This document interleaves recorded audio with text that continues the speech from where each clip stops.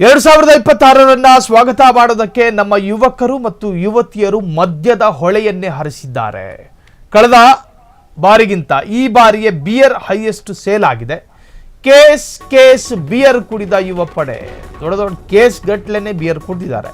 ಹೊಸ ವರ್ಷಕ್ಕೆ ಬೆಂಗಳೂರಲ್ಲಿ ಬಿಯರ್ ಹೆಚ್ಚು ಸೇಲ್ ಆಗಿದೆ. ನ್ಯೂ ಇಯರ್ ಸಂಭ್ರಮಾಚರಣೆಗೆ ಮದ್ಯ ಅನ್ನೋದು ಪ್ರಮುಖ ಭಾಗ. ಆ ಮದ್ಯವನ್ನ ಕುಡಿದು ತಲೆಗೆ ಮತ್ತೇರಿಸಿಕೊಂಡು ಕುಣಿದಾಡುವುದೇ ಸಂಭ್ರಮಾಚರಣೆ ಎಂದು ತಿಳಿದುಕೊಂಡವರು ಅನೇಕರು. ಈ ಬಾರಿ ಹೊಸ ವರ್ಷಕ್ಕೆ ಮದ್ಯದ ಹೊಳೆಯನ್ನೇ ಹರಿಸಿದ್ದಾರೆ. ಮದ್ಯದ ಹೊಳೆ ಹೊಸ ವರ್ಷಕ್ಕೆ ಬೆಂಗಳೂರಿನಲ್ಲಿ ಬಿಯರ್ ಬಾಟ್ಲುಗಳು ಹೈಯೆಸ್ಟ್ ಸೇಲ್ ಆಗಿದ್ದಾರೆ.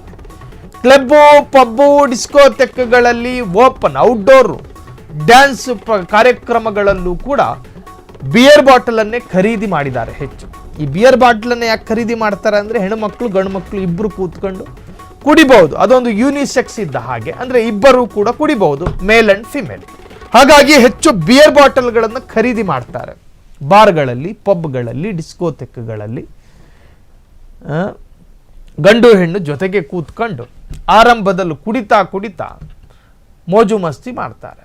ಈ ಬಾರಿ ಹೊಸ ವರ್ಷಕ್ಕೆ ಬೆಂಗಳೂರಿನ ಅನೇಕ ಹಾಟ್ಸ್ಪಾಟ್ಗಳಲ್ಲಿ ಕುಣಿದು ಕುಪ್ಪಳಿಸಿ ಕೊನೆಗೆ ಮೈ ಮರೆತು ಎಲ್ಲೆಲ್ಲೋ ಬಿದ್ದಿರೋ ಘಟನೆಗಳೆಲ್ಲ ನೆನ್ನೆ ರಾತ್ರಿ ನಡೆದು ಹೋಯಿತು. Brigade road, Gandhi Nagar, church street, ಹೀಗೆ ಅನೇಕ ಕಡೆಗಳಲ್ಲಿ ಕುಣಿದು ಕುಪ್ಪಳಿಸ್ತಾ ಇದ್ರು ಯುವಕ ಯುವತಿಯರು. ಅಲ್ಲೆಲ್ಲವೂ ಕೂಡ ಹೆಚ್ಚು ಪಾತ್ರ ವಹಿಸಿದ್ದು ಬಿಯರ್ ಬಾಟಲ್ಸ್. ಹಾಗಾಗಿ ಈ ಬಾರಿಯೂ ಕೂಡ ಬಿಯರ್ ಬಾಟ್ಲುಗಳು ಹೈಯೆಸ್ಟ್ ಸೇಲ್ ಆಗಿದೆ ಎನ್ನುವಂಥ ವರದಿ ಇದೆ.